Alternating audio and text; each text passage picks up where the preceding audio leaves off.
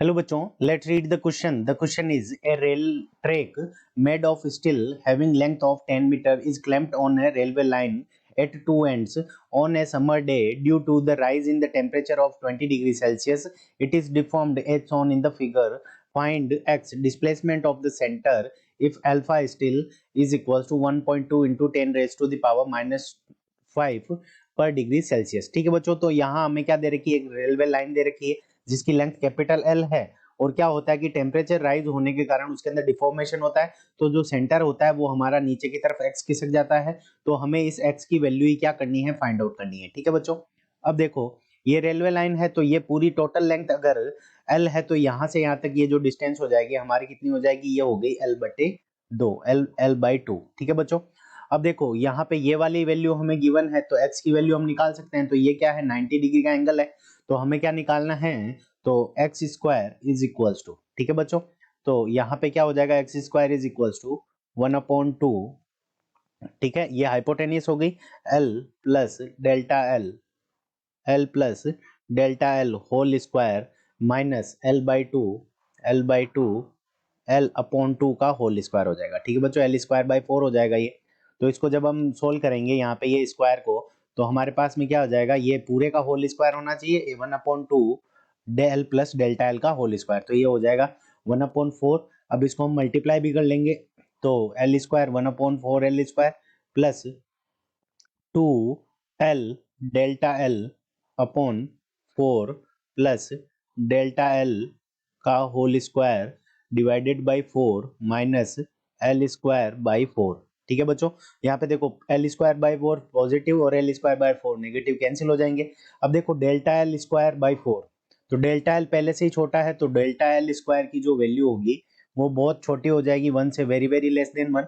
तो इसको हम क्या कर देंगे, नेग्लेक्ट कर देंगे। तो हमारे पास में जो एक्स स्क्वायर की वैल्यू आ जाएगी, x square is equal to क्या हो जाएगा, यहाँ 2 से 2 कैंसिल हो जाएगा, तो यहाँ पे नीचे 2 बच जाएगा, तो L delta l divided by 2। ठीक है बच्चों, तो एल एक्स स्क्वायर की वैल्यू आ गई।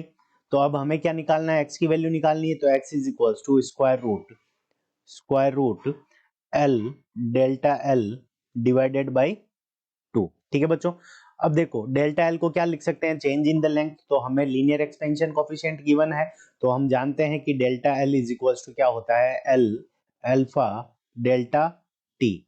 ठीक है, डेल्टा टी क्या है, राइज इन टेम्परेचर, वो हमें गिवन है कितना, 20 डिग्री सेल्सियस।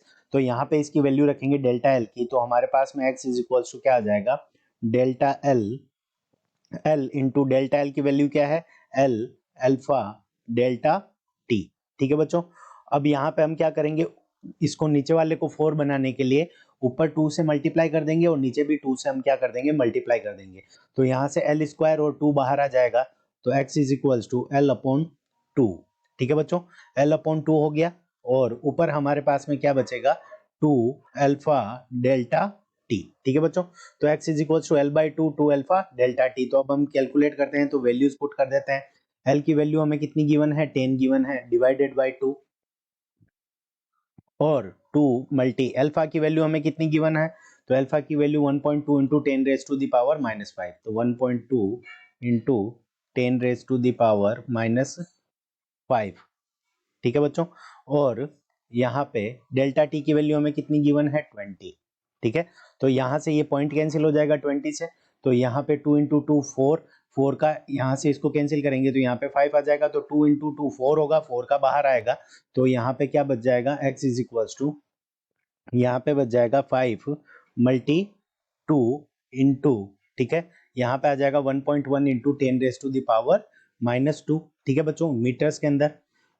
अब देखो 5 इंटू 2 करेंगे तो हमारे पास में क्या आ जाएगा, 10 आएगा, 10 से ये पॉइंट हट जाएगा, तो l x is equal to क्या आ जाएगा, 11 into 10 raise to the power minus 2 metres. ठीक है, तो एक्स की वैल्यू आ गई है, और अगर इसको हम सेंटीमीटर्स में कन्वर्ट करेंगे तो ये हमारे पास में कितना आ जाएगा, 11 सेंटीमीटर।